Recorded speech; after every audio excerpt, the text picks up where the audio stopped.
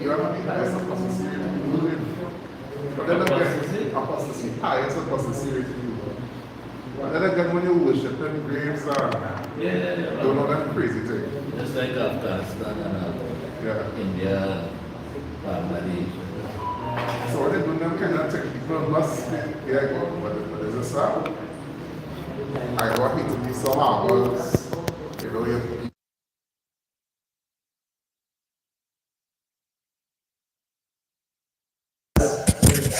for obvious reasons, you know. I lost that just now.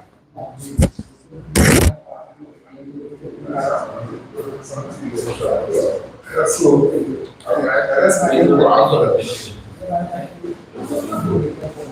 Receiver. Receiver.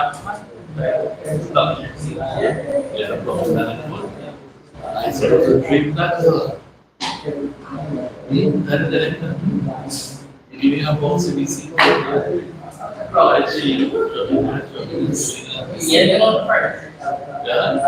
So I went live, I went live. Yeah.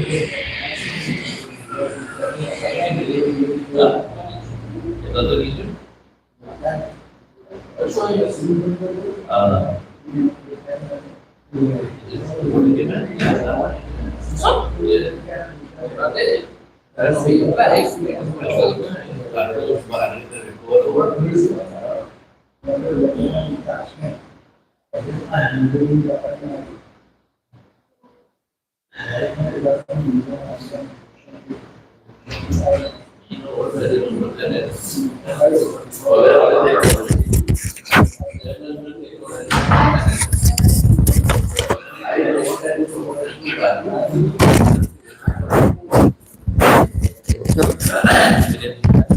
Yeah, so they just don't want any Islam in Syria. And if it is that they're really governed by Islam and, you know, two people Islam and thing, you know, it goes spread throughout the Middle East. And that's the last thing that, what you say, oh yeah, this is the crystal hen, by the way. Yeah. Yeah, that's what you, that's the crystal hen. Oh. Yes, I promised you last week. Right. For you to drink out. But yeah, you just have to take some in the morning and. Huh? Nah, mix it with water. I think boil it and drink it. Yeah. Yeah, so what happens is that they're afraid that will spread through the Middle East as well. And they don't want that. You know? Because other people might get some ideas and things and might demand certain changes take place now. You know? And that'd be kind of a good thing. You know, because you see certain things heading a certain direction in the Middle East, which, you know, we ask a lot to rectify the affairs of the rulers and things, you know, but it's not heading in a positive direction in terms of having the concerts and this and that. So possibly, if it is that Sham comes under a proper Sharia rule, not Taliban doing some kind of things that is like, okay, you can see a Sharia mixed with Pashtun countryside culture. Right? So it's kind of mixed between the two, right? If they come under Sharia rule according to the way of the Prophet and his companions and thing, people might want to practice that and make certain demands that certain changes take place now. And people's eyes might open and stop, you know, just running into the secularism and the sins and stuff like that. As the Prophet sallallahu alaihi wasallam, he said that once it is that the people of Sham are not upon goodness, there's no good in you. But once they are upon goodness, everybody else is kind of follow. Inshallah. Alaikum salam wa rahmatullahi wa barakatuh.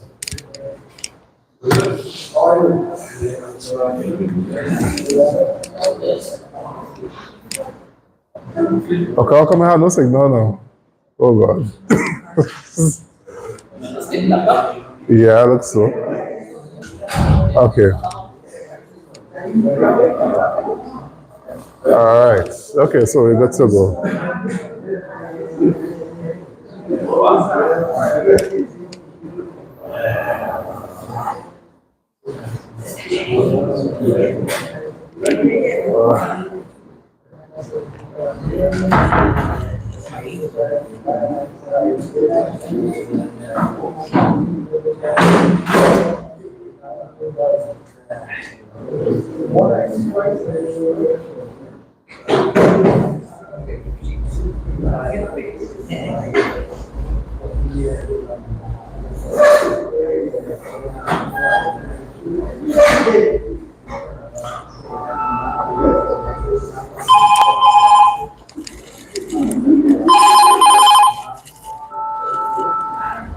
Sorry, good night.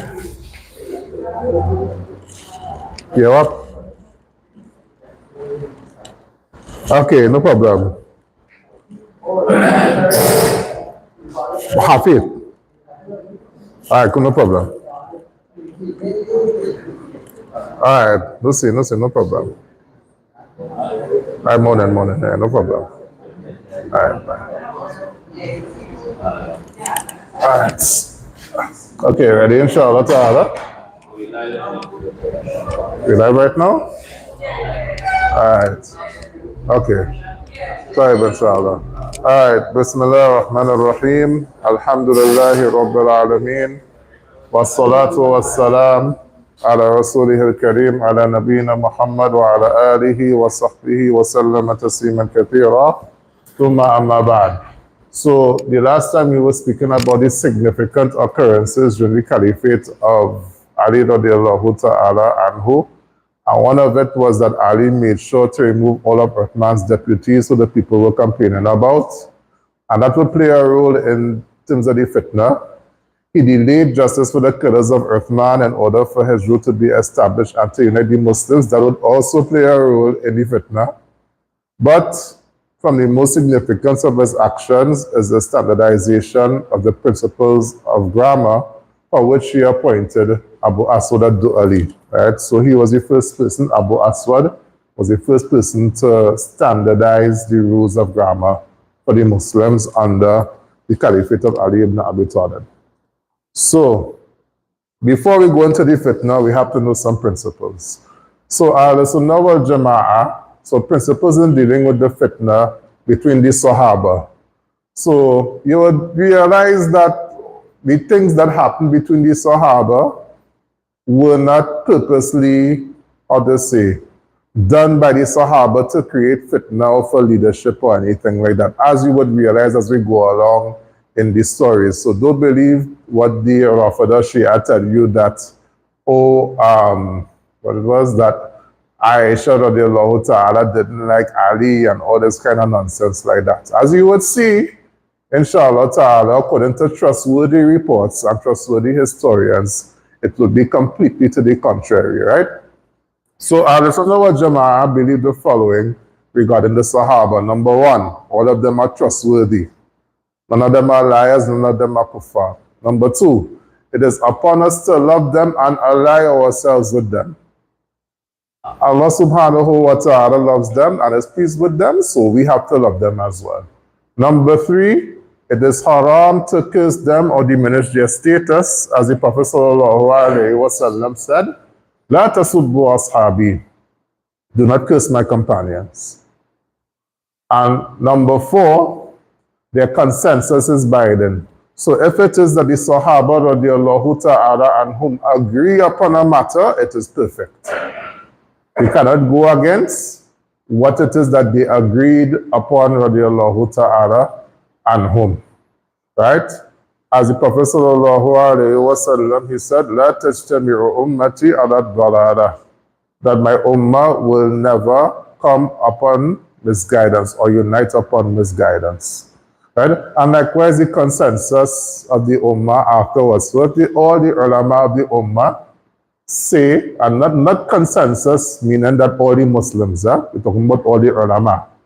If all the ulama of the ummah have consensus regarding a matter, we cannot go against that consensus. That consensus is something that is binding. For example, when it is that ISIS came about, you would find that every single alim worldwide,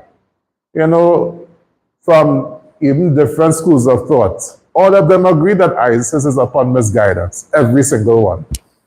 Every single one. From the Darul Ulooms worldwide to the University of Medina to the scholars in Yemen to the, you name them, all of them agree that ISIS was upon misguidance. Okay? So when it is that the Ummah or the scholars of the Ummah agree upon something, then we are to take it. Right? In this era where there was fitna, the next one, fifth one, right, fifth one, individually they are not free from error. Right? So as individuals, if it is that they say or they do something, and the next person contradicts their statements or their actions, then they are not free from error. We take from the one who comes closest to the Sunnah of the Messenger sallallahu alaihi wasallam. Right? Number 5, or number 6, I should say. In this era where there was fitna, the Sahaba all made deductional effort. They all made ijtihad, or deductional reasoning regarding what they should do. The one who was correct gains 2 blessings, and the one who was incorrect gains 1 blessing. Right? As you would see, inshallah ta'ala. All right. Okay. Now, we continue with these principles, and regarding the fitna, between them, we must hold back from cursing them or diminishing their status. Right? We must hold back from cursing them or diminishing their status, unlike what the Rafida Shia do. This fitna was that which Allah destined, and therefore the Muslims must learn lessons from it. So this is from what Allah subhanahu wa ta'ala made happen. And we cannot turn back time as we say. But rather it's something that happened, and it's from the Muslims to look at it, look at the history, and to learn from it. But not to go and speak ill of the Sahaba and say this one didn't like this one, and this one wanted power, and the likes of that. And you'll find that the people who mostly push that narrative are the Shia and the Orientalists. And in fact, when it is that you really look at it, the Orientalist viewpoint, right? These Orientalists are people who study Islam to destroy it. The Orientalist or the academic viewpoint and the Shia viewpoint, they often coincide. Just give me a second. Assalamu alaikum. I'm in class right now. All right, no problem. We come later, inshallah. All right, assalamu alaikum. All right. So that means I have to take my thing off. Right. No, wrong button. All right. I'll put this thing totally on mute. Right. So basically, right, that is something that Allah destined. So we as Muslims, we must learn lessons from it, and we must try to make means towards unity and try to stay away from separation, but not where it is that we get into intrigue and we try to delve into their intentions, etc. That rather it is that we should have husnul dhan or good thoughts about the companions of the Rasul sallallahu alaihi wasallam. Another thing is that the vast majority of companions did not participate in the fitna. And like about 30 of them in total. Out of about 100,000 plus, about 30 of them was in the whole fitna. The rest of them stayed away from it. According to one of the historians, one of the Muslim historians, they stayed away from the fitna. The only time they came out was straight to the grave. Meaning that they stayed away from all this fighting. And when they used to just worship Allah and whatnot, and then they died. And they went straight to their graves. Right? So the Shia and those who follow them do the following. They make the fitna bigger than what it truly was. That's number 1. Number 2, they bring false reports regarding the fitna. Right? Plenty false reports in Nahja Balagha and the rest of their books. Number 3, have evil thoughts regarding the intentions of the Prophet's companions. So they say, radiallahu ta'ala anhum wa sallallahu alayhi wa sallam. So they say that Muawiyah wanted power, Aisha didn't like Ali, they like that kind of stuff, basically, right? So that is something that we have to keep in mind while it is that we are actually doing this, right? So we're going to deal, first of all, with the battle of the camel, right? Okay, so the beginnings of the differences before we go into that is that Muawiyah, radiallahu ta'ala anhu, did not approve of the delay of justice for Uthman and therefore did not pledge allegiance to Ali, radiallahu anhu. He was ready to pledge allegiance. And he recognized Ali radiallahu ta'ala anhu as the Khalifa, but first he wanted Ali radiallahu ta'ala anhu to either kill the perpetrators, the murderers of Uthman radiallahu ta'ala anhu, or to hand them over. You have to remember Muawiyah is Uthman's cousin. Remember I spoke about Banu Umayyah and that Uthman is from Banu Umayyah, Muawiyah is from Banu Umayyah as well. So you have to understand how serious this is to him, you know. And as an Arab, it's like a big thing. I remember my tribe was killed, so we have to deal with it as soon as possible. So Muawiyah radiallahu anhu didn't do this out of love for leadership, rather he did it in search of justice, because he felt if it is that these killers were still at large, right, and were still hiding about, they might go for him next. Because why? He's the closest family. And he might try to come to deal with them. Understand what I mean? So he's looking at it in that kind of perspective, that how his cousin's life became in danger and he got murdered. He as well could be next in line to get murdered as well. And he right now is the governor of Sham. He's the governor of the Levant. Right? That's why they call the masjid in Damascus. They call it what? Masjid Banu Umayyah. It's the Umayyad Mosque. Right? He recognized that Ali radiallahu ta'ala anhu was the caliph. However, he would only pledge allegiance to him when the killers were brought to justice. So there were two reasons. Number one is that he wanted justice for Uthman radiallahu ta'ala anhu. Number two, he was looking at the possibility that his own life might be under threat.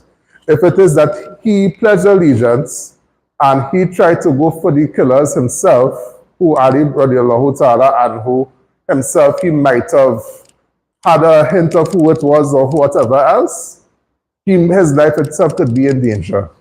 So he was looking at it from that twofold way. Right? So basically, and this was from Muawiyah's Ijtihad radiallahu ta'ala anhu. And of course, most of the scholars, if not all of them, say that Muawiyah radiallahu anhu was incorrect. But we'll go into other things, inshallah ta'ala, regarding it, because it's more complex than how I laid it out here. If you understand what I mean. When we go into the battle of the Jamal, of the Camel, and the battle of Siffin between Muawiyah and Ali radiallahu ta'ala anhu. Right. Right. So the battle of the Camel was in 36 of the Hijrah.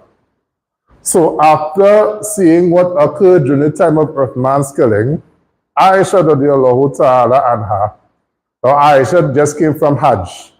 So she was going to Basra. Now, again, she didn't do this out of leadership or out of hatred for Ali.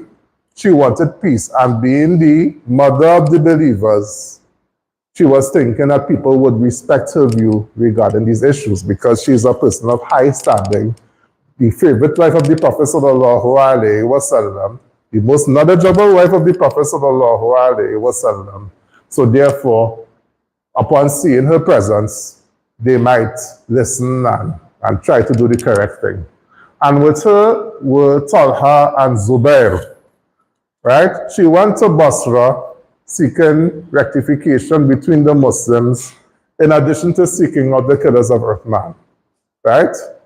So she was trying to rectify the situation herself, basically, right? But with her was Talha, Zubair, and a few other companions. Upon hearing that Aisha was going to Basra for rectification, Ali radiallahu ta'ala anhu also wanted to seek rectification between all concerned, as this would bring about Muslim unity. So he went to meet Aisha radiallahu ta'ala anha. Right?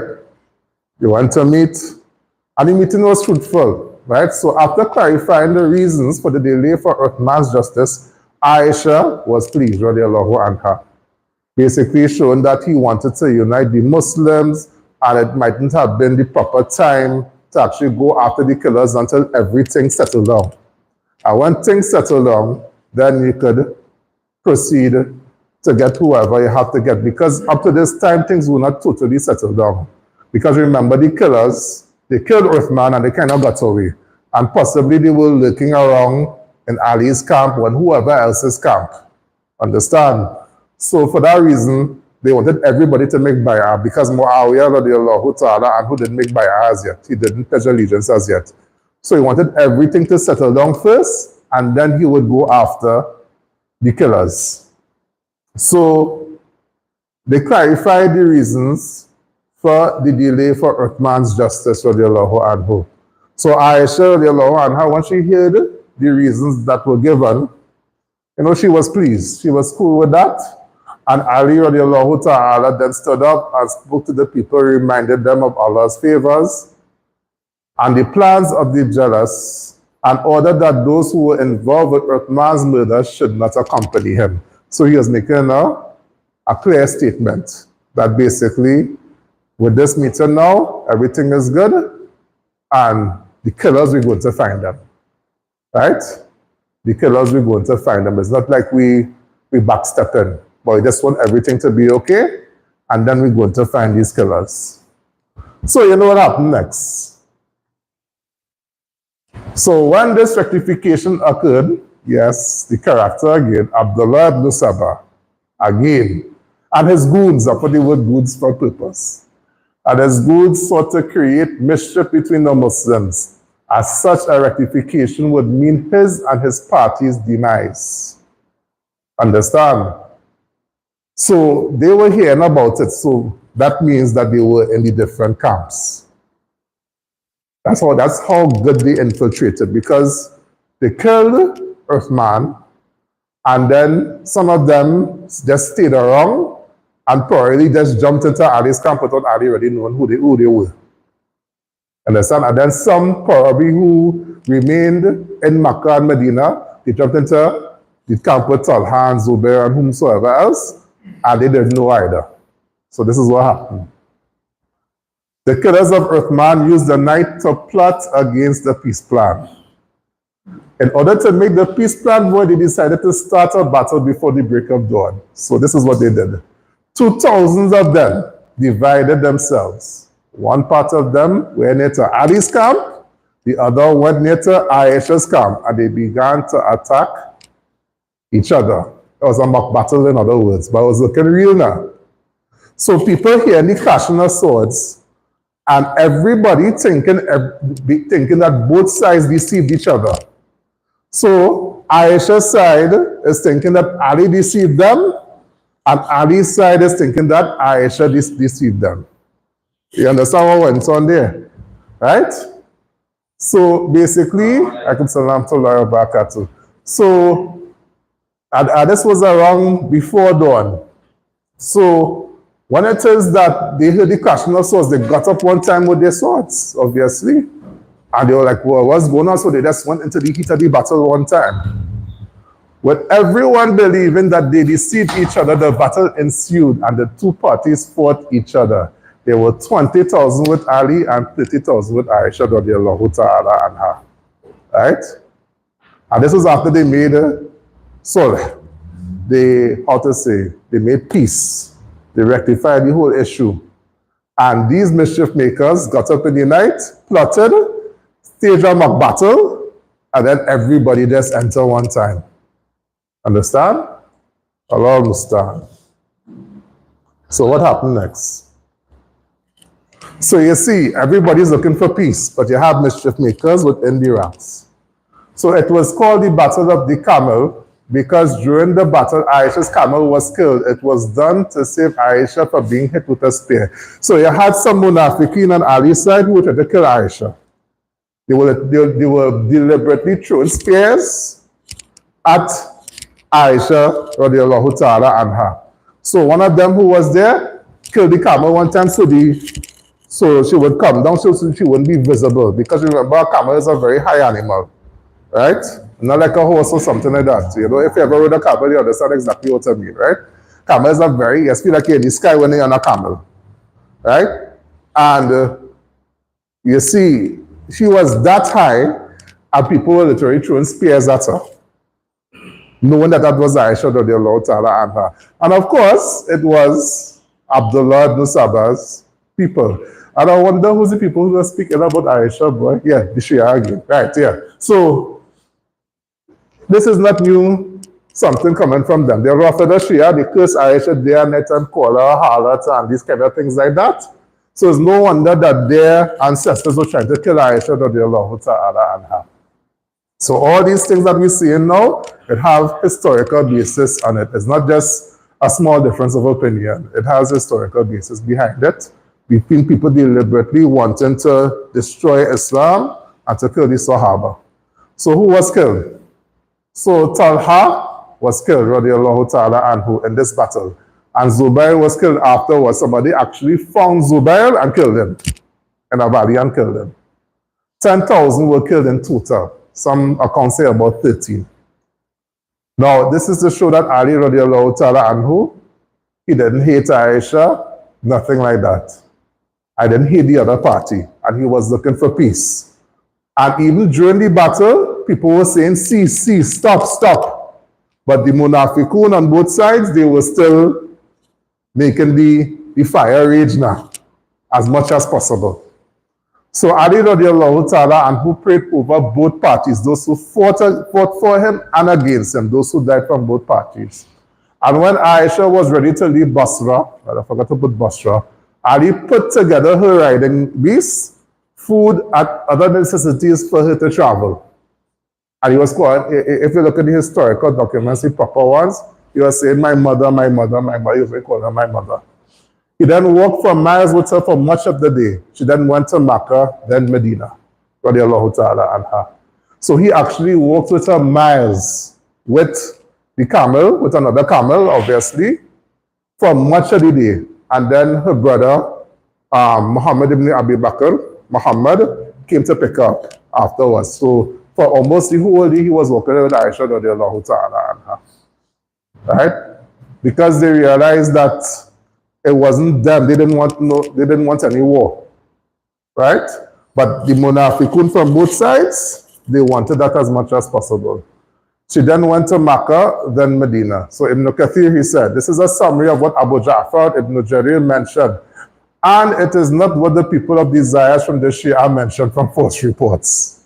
So the Shia mentioned, as I said, that, oh, Aisha didn't like Ali, and Aisha wanted to kill Ali. That is totally and utterly false. Right? So as you see from here, the companions, they wanted peace. Aisha radiallahu ta'ala anha, because she has such a presence and such a respect amongst the companions, and supposed to have that amount of respect, people, Muslims supposed to have that amount of respect for her. She thought that, people, there would have been some rectification, and there was some rectification.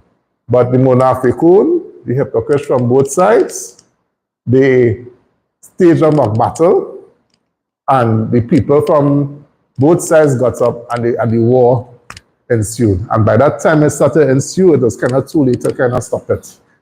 It was too late to stop it. Right? As I said, some of them, their goal was to actually kill Aisha radiallahu ta'ala anha. Right? And some of the Sahabas got killed as a result. But as you saw, Ali radiallahu ta'ala anhu, he prayed over both parties. He spoke to Aisha radiallahu anha after, carried her until she met up with Muhammad ibn Abi Bakr, gave her what she needed to go. Even some person who was with him spoke ill of Aisha. Radiallahu ta'ala anha, and he had him what? He gave him 100 strokes one time. Right? He gave him 100 strokes one time. So that shows that Ali radiallahu ta'ala anhu, he indeed had a love for Aisha radiallahu ta'ala anha, who was like his mother. Because she knew her from being the wife of Rasulullah sallallahu alayhi wa sallam, And the wives of the prophet are the mothers of the believers. Now, right. So, any questions on that? Just for the context of the understand. So this is at the end of Osman when he was assassinated. Yeah. When he was assassinated, Aisha was on Hajj. Yeah, Aisha was on Hajj, yeah. So he was assassinated where? He was assassinated in Medina. Medina. Yeah. Most of the companions were in Hajj. Because they didn't think anything would have happened, because remember, it's a haram month. Yeah. It's a month where it is that is from the 4 sacred months where you cannot shed blood. So they were thinking that, okay, well, nothing going to happen. So while she was on Hajj, all these discussions was taking place. Yeah. And the Bayata Ali. And this was happening in Medina. So here she's returning from Hajj now to get information about what is happening and confusion. Yeah. Ali is appointed as the Caliph. She did not make by Yeah, well, she couldn't make Bayat him at the time because he wasn't there. Yeah, she wasn't around.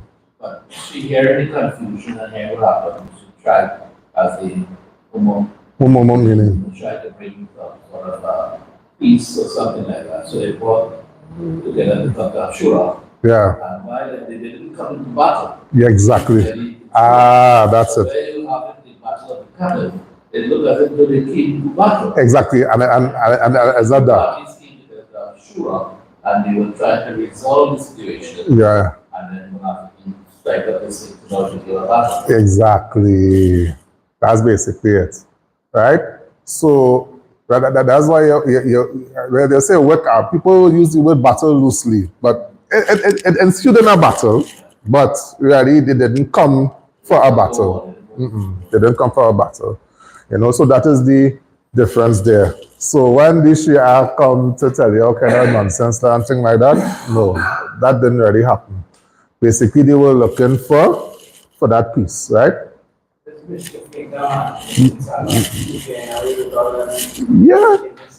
Yeah. Well, what happened? What happened? Yeah, in Sabah, he got away the head because he was one of the guys who was saying that Ali is Allah. Ali kept some of them and burned them. As in Sabah ran away. He ran away, basically. And nobody knows his whereabouts after that. Right? But he basically ran away. Allah knows where he ran away. If you say that a boat took up to the West Indies, we don't know. If he went to Alaska, I don't know. Right? So basically, it shows us that sometimes, we have to be very aware at, how to say, like the powers that, at play in terms of when it is that it wants to cause the Muslims to fight or the Muslims to disunite or whatever else. And same thing that happening right now with Syria, where it is that, alhamdulillah, they kicked out Assad. As I said to people, Jolani is by no means a saint because he was with Al-Qaeda and with ISIS before, but it seems that he left them off. But people are trying to bring as much propaganda as possible, trying to say he's an Israeli agent, trying to say all kinds of things in order for the Muslims to lose heart right now, So we have to be careful of the news we hear. Ask Allah subhanahu wa ta'ala to clarify the truth to us, as well as, verify whatever news comes to us. We have to be very careful. So we're going into Siffin, inshallah ta'ala. So you're seeing it have battle after battle. So Siffin was, right, that Muawiyah again was seeking revenge for Uthman, who was his cousin, right? So it was either that Ali had to kill them or he had to hand them over. He had one of two choices, right? So the parties of Ali and Muawiyah wrote each other for 6 months, showing that they both wanted peace, right? So they were writing each other constantly, right? Writing each other constantly. Remember, Muawiyah saw Ali as the caliph, but he just didn't pledge allegiance as yet. And he was looking for the killers of Uthman, either kill them or hand them over, because again, he as the governor of Syria is seeing that possibly they might come in Syria and murder him next. You know, so you have to look at, and then again, Uthman is his cousin too, right? Radiallahu anhu. Right. So they were writing each other for 6 months, showing that they wanted peace. However, due to mischief makers who didn't want peace, as per usual, between the Muslims, and the fact that they, you know, however, due to mischief makers, or I should put the battle ensue, who didn't want peace between the Muslims, and they didn't reach any solution whatsoever, that is how Siffin took place, right? So it had, as usual, the Munafiqun, they didn't want peace between the Muslims at all. And then after that too, is that they didn't really reach any solution as to what's supposed to happen. And you know, people were blowing smoke, to whether it was to Ali or Muawiyah, and eventually they met at Siffin. So Ali left Kufa, and Muawiyah left Sham to meet, with Sham, Syria, Lebanon, these places. Kufa is in Iraq, right? And just to bring something here, Imam Abu Hanifa is from Kufa, right?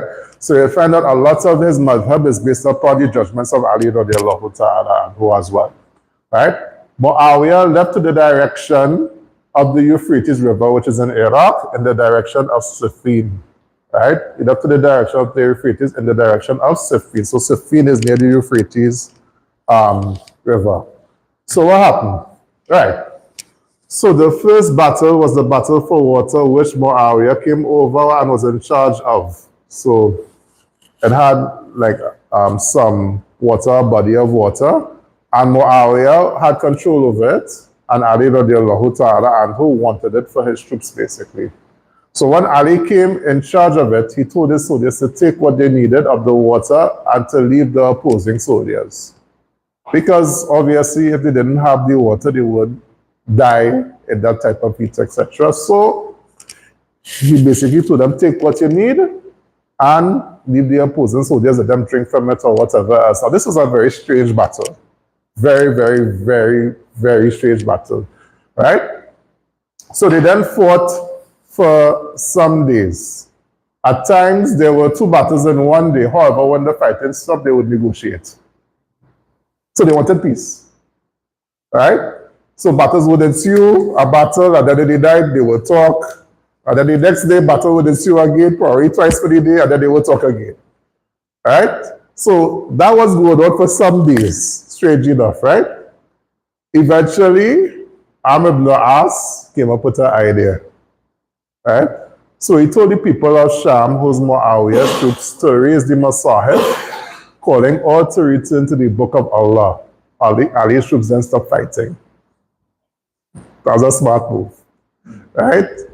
So basically, what it is, like, basically they had their spares. Now, the Masahib at that time were not like ours, that was a small comparable to their own. Their own was like was kind of biggish, right? So they raised the Masahib on their spares. I don't know exactly how they did it, but they raised it. And they say, look, let this be the governor between us. And then all the fighting just stopped. But they saw the Musaf, they just stopped one time. But they saw that the book of Allah subhanahu wa ta'ala, they was like, okay, let's stop. Let's really listen to what really going on here. So Ali's troops, radiallahu ta'ala anhum, they stopped fighting. And this is called the Qadiyat al-Tahkim, or the Qissat al-Tahkim, where it is that a judgment was made between Ali and Muawiyah radiallahu ta'ala anhum, right? And so to make peace, Ali sent Abu Musa al-Ash'ari when he wanted to send Abdullah ibn Abbas. But afterwards, Abdullah ibn Abbas would play a very big role in the next battle, which comes after the Battle of Siffin, which I'm not going to discuss today because I need to discuss some of the issues regarding that particular group called the Khawarij, right? And Ibn Kathir, he puts a whole bunch of things, but of course I'll just put the descriptions of the Khawarij next week, okay? And what it is that they believe and what their methodology is, etc. like that, right? So to make peace, Ali sent Abu Musa al-Ash'ari and Muawiyah sent Amr ibn As. As we said, it was the idea of Amr ibn As to put the Masahif in the air one time. And this shows that the Muslims, they were really upon a lot of good, because even though they were fighting and even though they had pitched battles for days on end, what happened is that when it is that they were called to the book of Allah, that was it. They stopped one time. They stopped one time. They didn't hesitate to stop what was going on. You know? And this is to show you how wise the Sahaba were, and as well as how much they obeyed what Allah subhanahu wa ta'ala and the Rasul sallallahu alayhi wa sallam said. Once it is that it came to them at once, they would stop and they would think about, okay, that we have to follow what Allah and the Rasul sallallahu alayhi wa sallam said. All right? All right. So the Battle of Siffin now. So this is the last part. The treaty between Ali and Muawiyah were as follows. Number one, that all of them are safe from each other. So basically the troops were not to run down each other, anything like that. That was finished. Battle was done. Number two, they both delayed the judgment for Ramadan that year. So in other words, they were in Safar, right?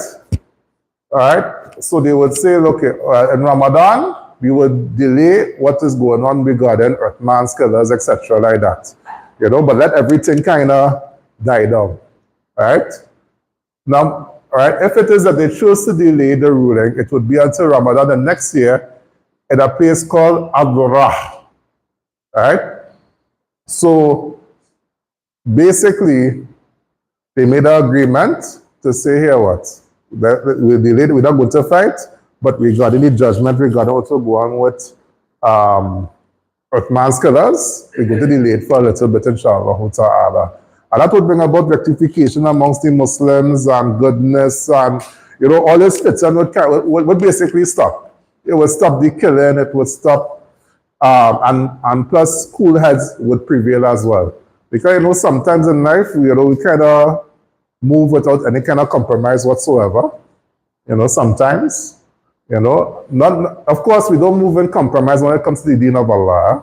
When it comes to, for example, praying all 5 times Salah, you know, doing certain things as a Muslim, we don't compromise with that, obviously, right? The woman wearing hijab, etc., like that, right? But certain things like these, like judgments or qadaya or things that happen between people, you can make a compromise. Even like with a man and his wife, sometimes the judge might say, you know, as I read in some of the books, that, you know, is there a middle ground that both of you could come to resolve this issue, right?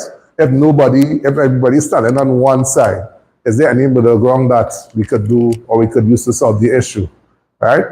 So although it is in the book and the sunnah, it says that the rules are this and the rules are that, sometimes you could come to a compromise, right?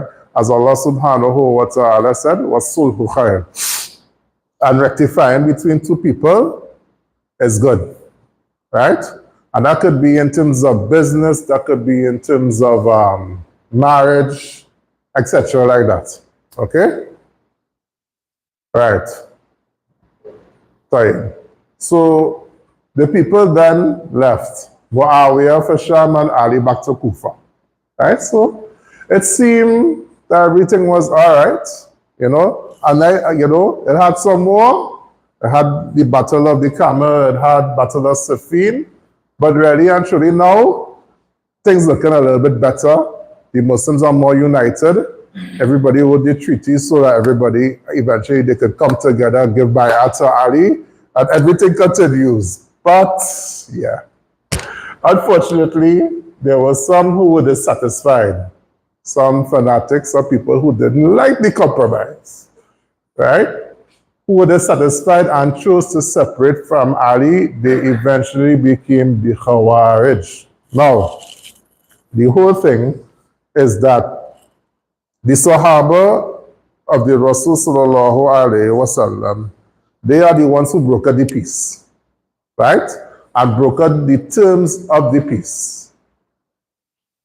And as the Prophet sallallahu alayhi wa sallam, he called the Khawarij Hudatha al-Asnan, Sufaha al-Ahlam. That they're very young and they're very dotish, right? Very foolish. And what happened is that they said, well, you are the Khalifa. And therefore, he has to go according to what you say. He has to make bay'ah to you. La hukma illa lillah, no rule except for Allah. And then bam, they say, Ali, you are kafir. Yeah. That's exactly what happened. Right? So they call him Amirul Kafirin and all kinds of stuff like that. So they call him the ruler of the kuffar and all these kind of things like that. Okay? Because they were, how to say, it's good to have, how to say, enthusiasm, but over enthusiasm could take it to places, it could take it down a cliff. And it will be just floated over the cliff and it can't just take a nosedive. You have to have enthusiasm for the religion, of course, we must have it. Okay? And the youth, they might have more enthusiasm than people who might be a little bit more ageable, but the people who are ageable, they have more wisdom, right? And they might understand how it is that you operate in this particular circumstance, in that particular circumstance, and in the other particular circumstance. Understand?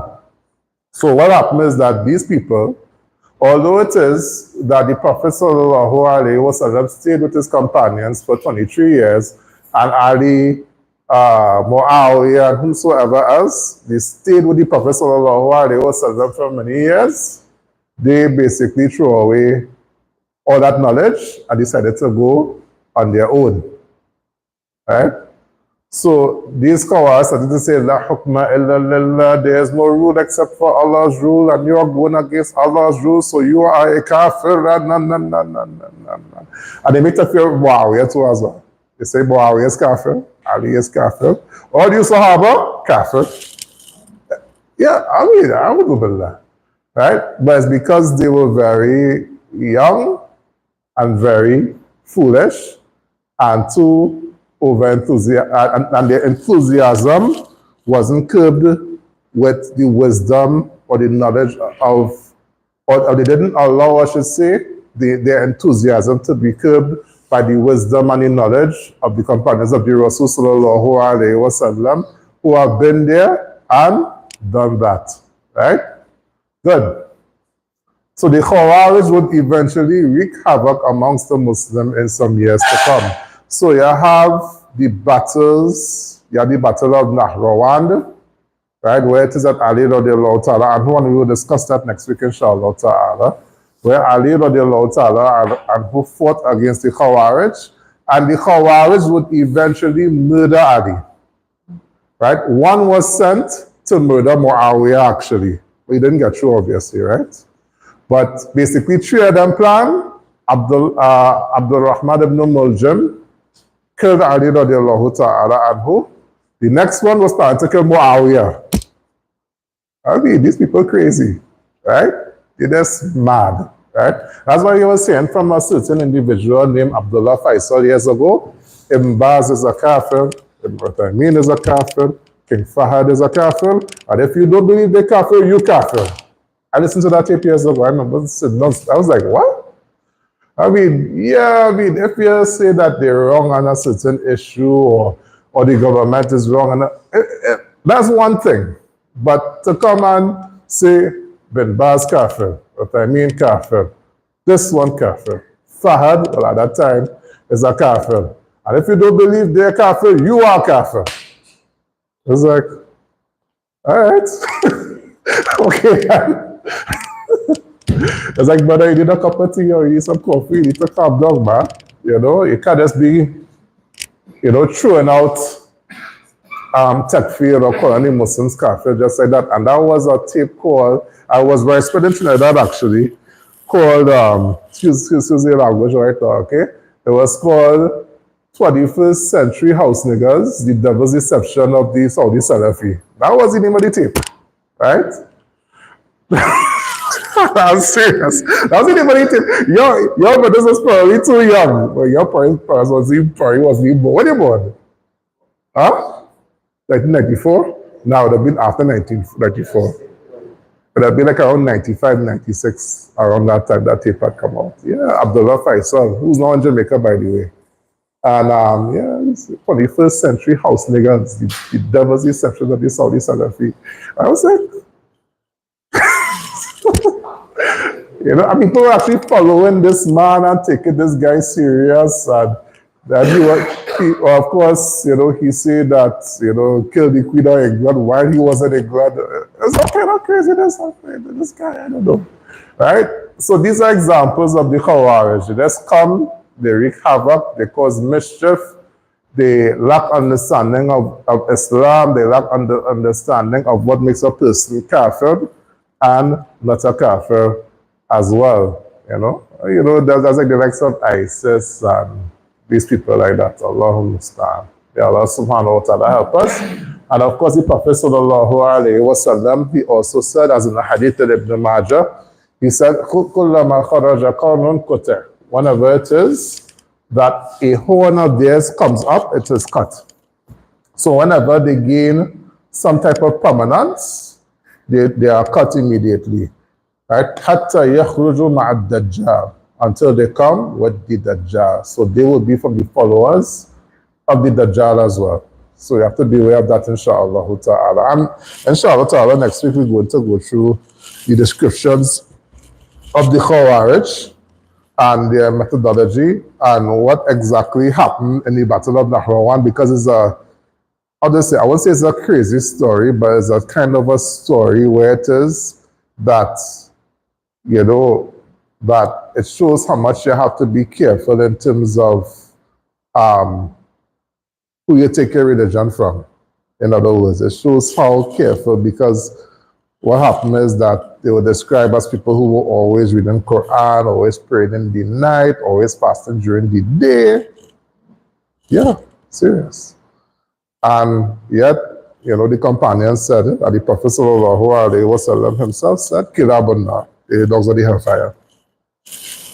You understand? So it shows us how serious this matter is, right? Now, any questions? Yeah, they stop to pray. Yeah, and I don't know if they would pray separately or with each other, but I mean, possibly they might have prayed with each other, but I haven't seen any reports whether or not they prayed separately or with each other, like after the battles themselves. Allah knows best. Most of these fitna came about from the death of Uthman. Yes. Ali knew who were the killers. So why is it that they insisting that it was justice? They were looking at it though they knew who the killers were. Not necessarily. It's more like, okay, well, if you're the Khalifa, you have the state machinery behind you. Find them. You understand? And, you know, you should try as soon as possible to find them and bring them to justice. You must find clues, you must find leads. But what happened is that how it is that Muawiyah radiallahu ta'ala anhu didn't make bay'ahs yet. Again, people who wanted mischief, they could have created more mischief, right?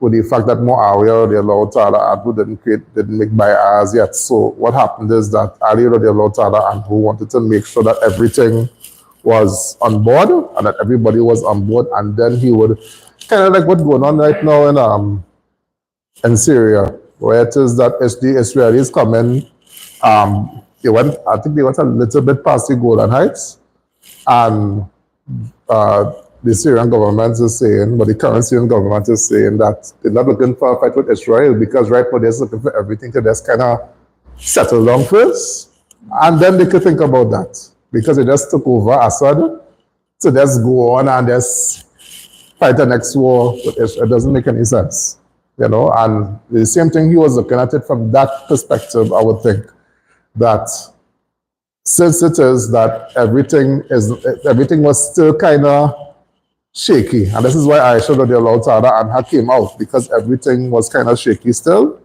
You know, it wasn't really time to find them as yet. Because what happened, if everything's shaky and they try to find them, and remember the killers of Uthman, they had some type of, how to say, power and sway, to be able to surround the house and kill them. They had some type of power and sway, and they were infiltrating into different groups. So if you were to do that, the group might come and attack when it is that they now made, how to say, they now pledge allegiance to Ali. Because Ali that might not have had that amount of strength as yet to really counteract them. And then some of them infiltrated into Ali's army. The fact is that nobody knew who the killers were. Nobody. Nobody. Muawiyah was aware of the fact that they didn't know who the killers were, so he was shaking his oath in order for Ali to push Yeah, basically. That's basically what he was doing. all this battle, all this struggle and so on. The emergence of the Khawarij all stem from not being able to find the killers of fun. Yeah, well, the Khawarij, they were more, how to say, I mean, they were there, they were the killers of Uthman as well, to tell you the truth. And what happened is that, what it is that Ali, radiallahu ta'ala, and who went back to Kufa and Muawiyah was going back to Sham, some of them, they basically showed what they were truly about. And they ended up looking to this cause trouble to Ali, radiallahu ta'ala, and who. So when he was going back to Kufa, some of them was started to tell him all kinds of things and call him out. Exactly. Yeah, exactly. No, not one. So they were born Tabi'in. Yeah, well, not really Tabi'in, they were just deviant. Yeah, but some of them would have been students of the Sahaba, but they, of course, they deviated. Right? Some of them would have been students of the Sahaba, but they deviated. Now, so that's the whole thing about it, is that they themselves, some of them might have been munafiqeen, and some of them would have been like youngsters who basically over enthusiastic, who would have followed these munafiqeen. Right? A lot of munafiqs emerged during that time. Yeah.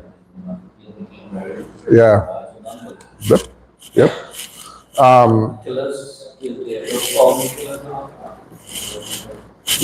Not really, no. Yeah, not that I know. Possibly they were killed during the battles between Ali and the Khawarij, but as for who exactly, right? Like if they exactly found the killers, Allah Alam, right? I know from what I know of Abdullah ibn Sabah, he busted after Ali, yeah, he disappeared. I don't know if he disappeared to China or Alaska or something like that, I don't know. To create more of them. No, but to just go out there.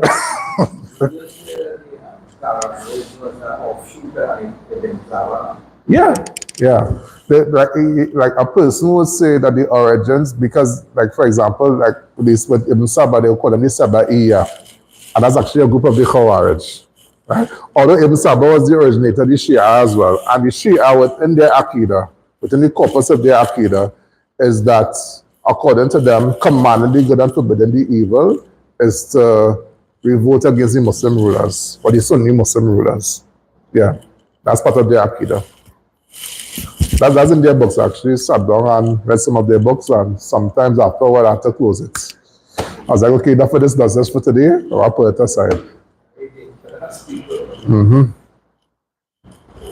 That must have been very tumultuous time. Yeah. Very, very tumultuous. But as you will see, after the Khawarij were done over with, or after Ali's murder, radiallahu anhu, you had Hassan. And Hassan basically made peace, and everything was good forward until Muawiyah died, and then there was Yazid. And the people still acting again, and then you had Hajjaj ibn Yusuf who basically stopped all this stirring up. He said, well, all you want to fight, I think, all right. Well, Allah put me for you to fight for that.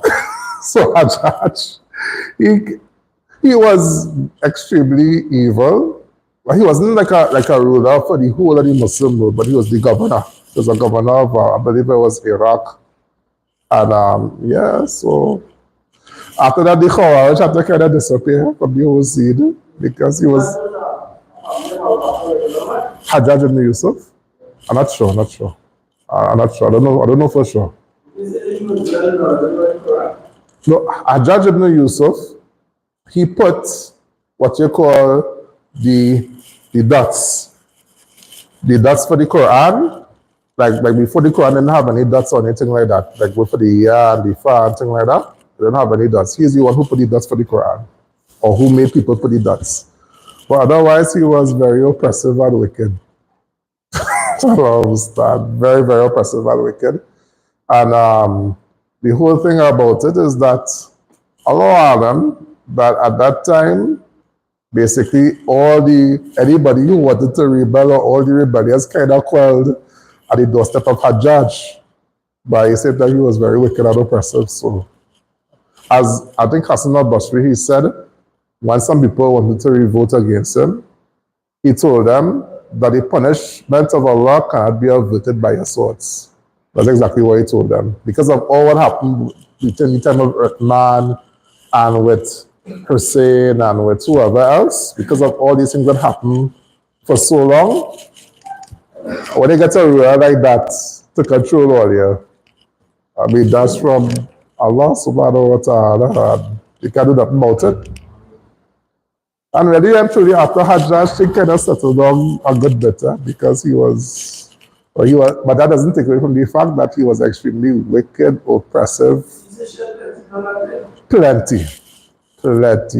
He has a statement that I read that all people of, I think it was either Kufa or Basra or Iraq, one of them, I have come with the hand of mercy and the hand of war.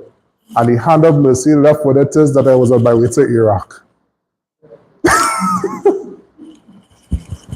And he used to tell people in the khutbah, if I order you to go on this side, if you go on the right side, you're a dead man.